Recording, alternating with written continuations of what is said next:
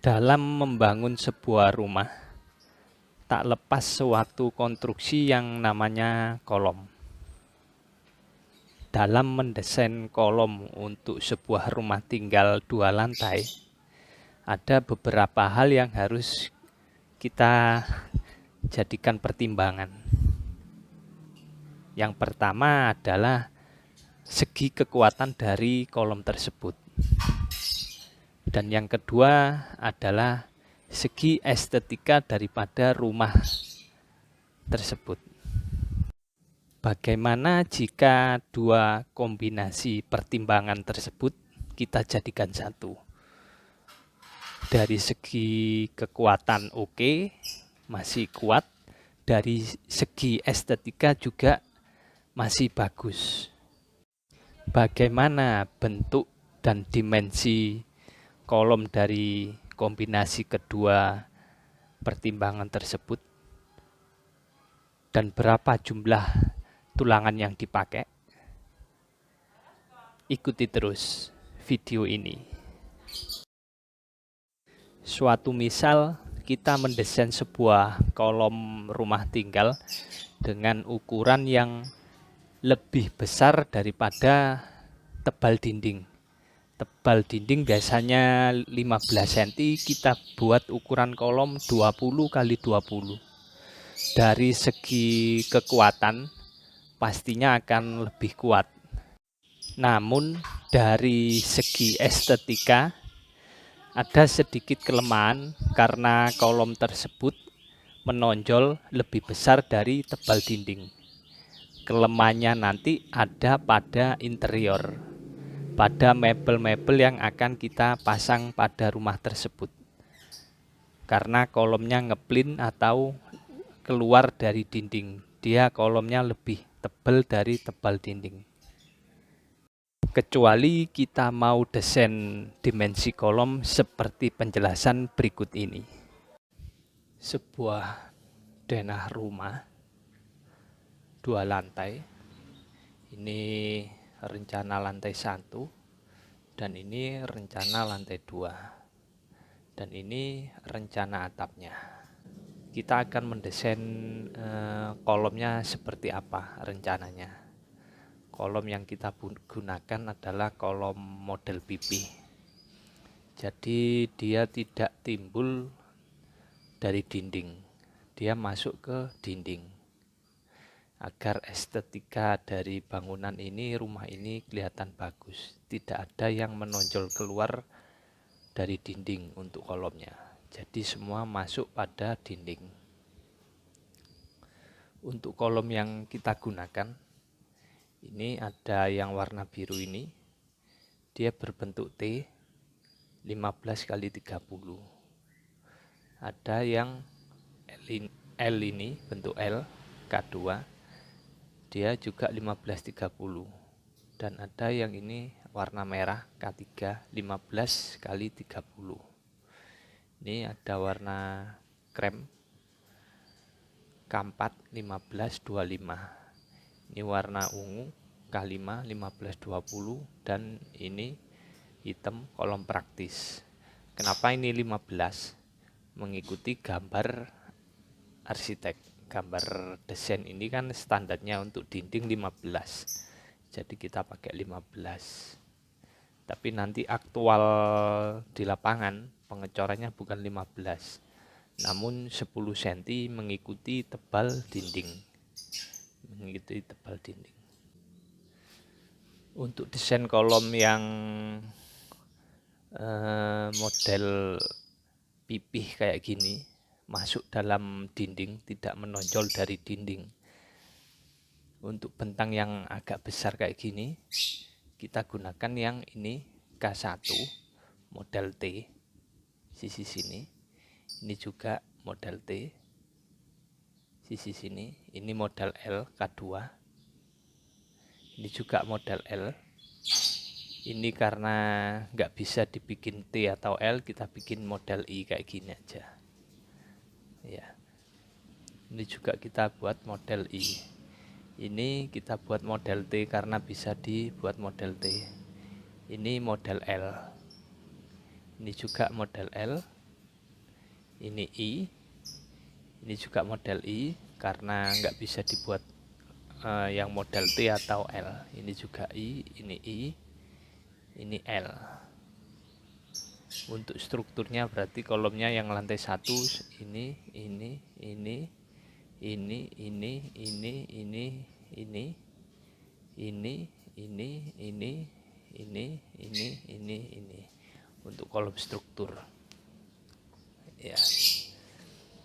Kenapa kita buat model T kayak gini, L? Kenapa kok gak dibikin I? Satu, kalau model I seperti ini ya, kalau ada beban gempa arah ke sana,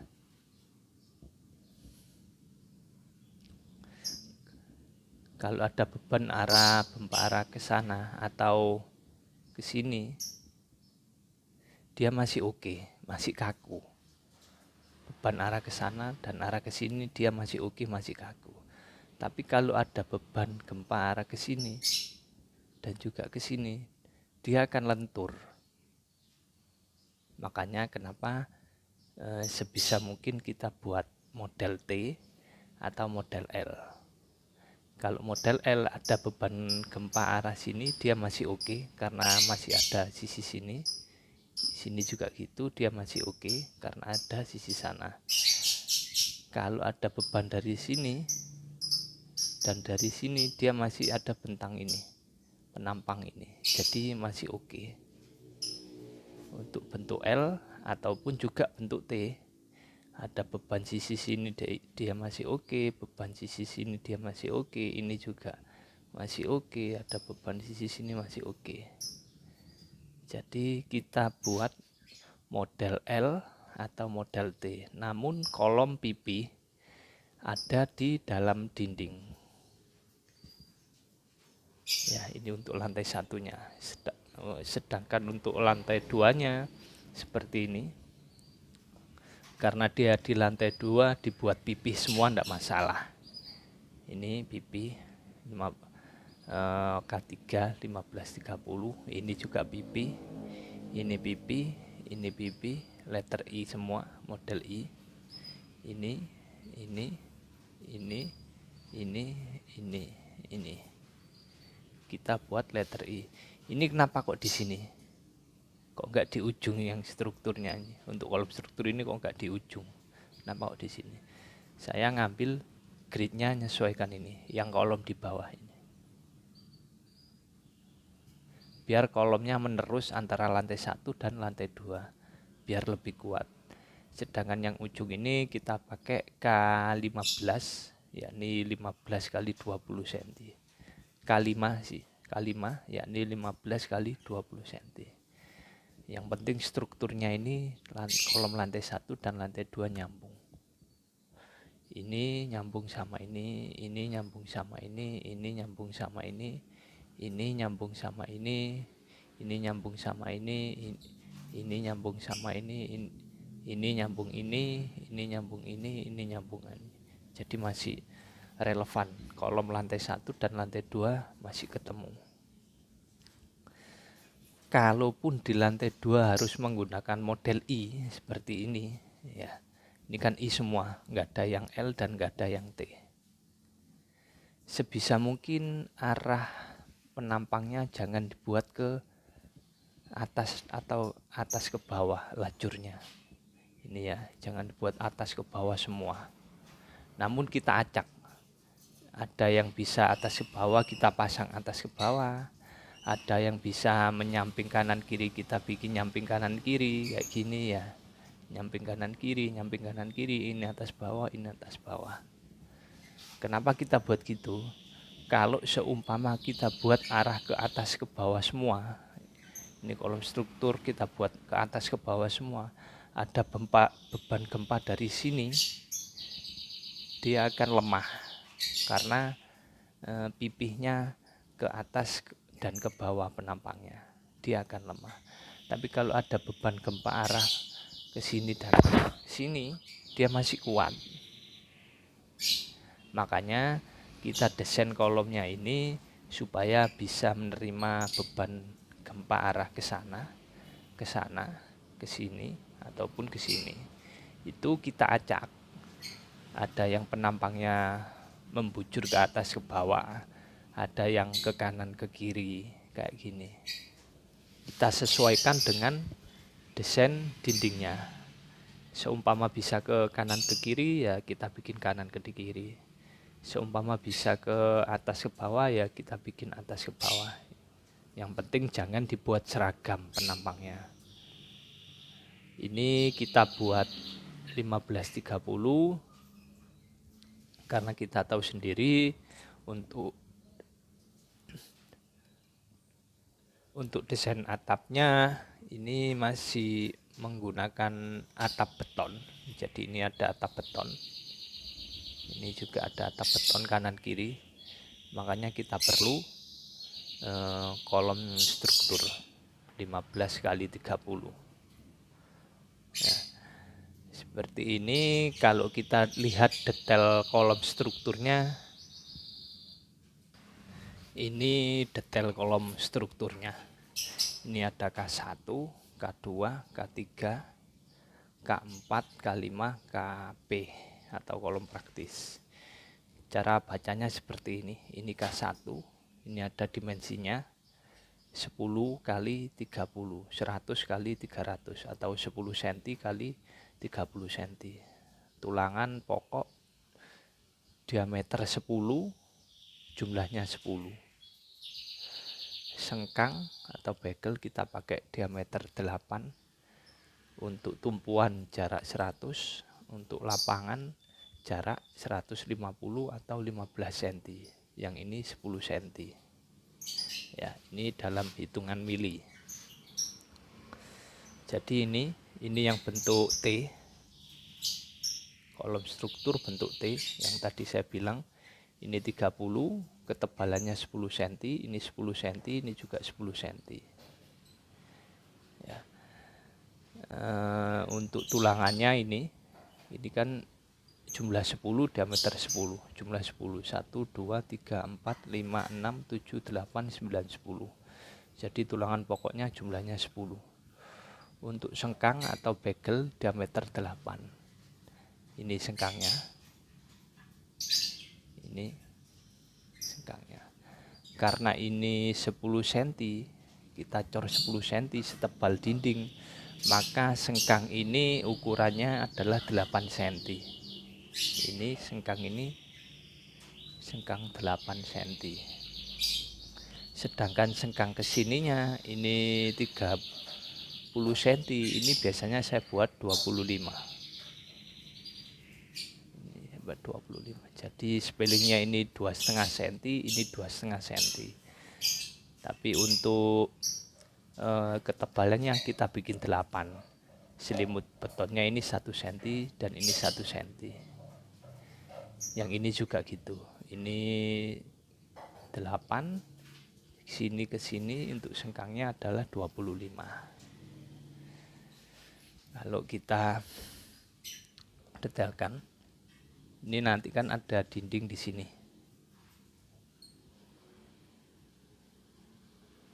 Ya. Jadi ini setebal dinding 10 cm. Dinding bata. Mau pakai bata ringan atau bata merah kan tebalnya 10. Jadi ini dinding, dia rata dengan bata. Setelah itu kita plester.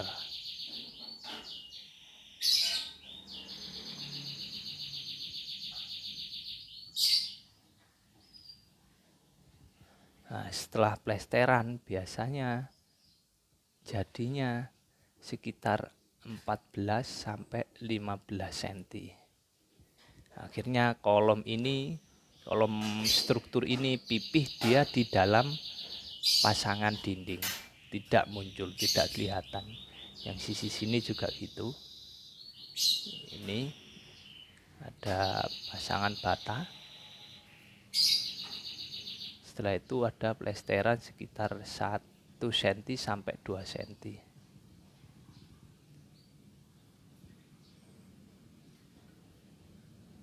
Nah, jadi kolom struktur cukup pakai pipih saja.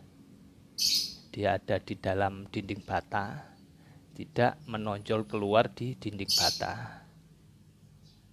Ini untuk K1, untuk K2 juga gitu seperti ini. Ini 30, ini 30, ini 10, ini 10. Ini tulangan pokoknya juga masih pakai jumlah 10, diameter 10 ulir. Sengkangnya pakai diameter 8. Tumpuan dan lapangan bedakan, jangan dibuat sama ukurannya. Ini 100 mili atau 10 cm, ini 150 mili atau 15 cm. Seperti tadi, kalau ini ada beban gempa dari sini ataupun beban gempa dari sini, dia masih oke. Dari sini juga masih oke. Ada beban dari sini, masih ada penampang panjang ini. Beban dari sini masih ada penampang panjang ini. Ada beban dari sini, ada penampang panjang ini. Beban dari sini juga masih ada penampang panjang ini. Makanya kita butuh letter T atau letter L. Kalau ini ya ini yang K3 10 kali 15. Ini kalau ada beban dari sini dan dari sini, ini masih oke karena penampangnya modelnya begini. Tapi kalau ada beban dari sini dan dari sini, akan sangat lemah. Makanya saya anjurkan kalau pakai tipe yang ini, tipe I, sebisa mungkin bentuk pemasangan kolomnya diacak, melajur bisa memanjang sini, yang satu, yang kolom yang lainnya memanjang begini. Jadi kalau ada beban gempa masih dipikul dengan yang lain. Ini keempatnya 10 kali 25, tulangannya ini kelimanya 10 kali 20, tulangan pokoknya ini, untuk sengkangnya ini, dan ini kolom praktisnya, dimensinya ini, tulangan pokoknya ini, sengkangnya pakai ini ya. Sekali lagi, kalau seperti ini enaknya yaitu tadi kolom tidak menonjol dari dinding, tapi kolom ini masuk di dalam dinding seperti ini, masuk di dalam dinding. Ini dinding 15 cm, kita ketebalannya 10 cm karena mengikuti ketebalan bata merah atau bata ringan. Setelah itu kita plester, menjadi totalnya sekitar 14 sampai 15 cm. Demikian penjelasan secara gambar dan desain. Sekarang kita lihat di lapangan prosesnya seperti apa.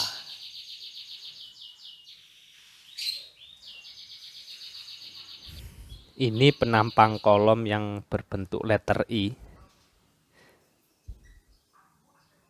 seperti ini, sedangkan yang ini berbentuk letter L seperti huruf L,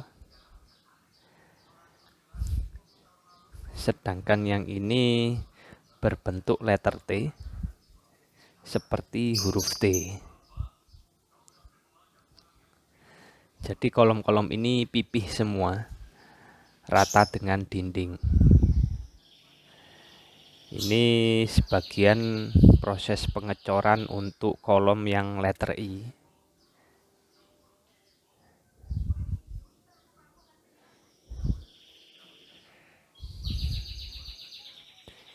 Ini adalah kolom yang sudah dicor separuh, berbentuk letter L. Tinggal separuhnya lagi, atasnya kita cor lagi.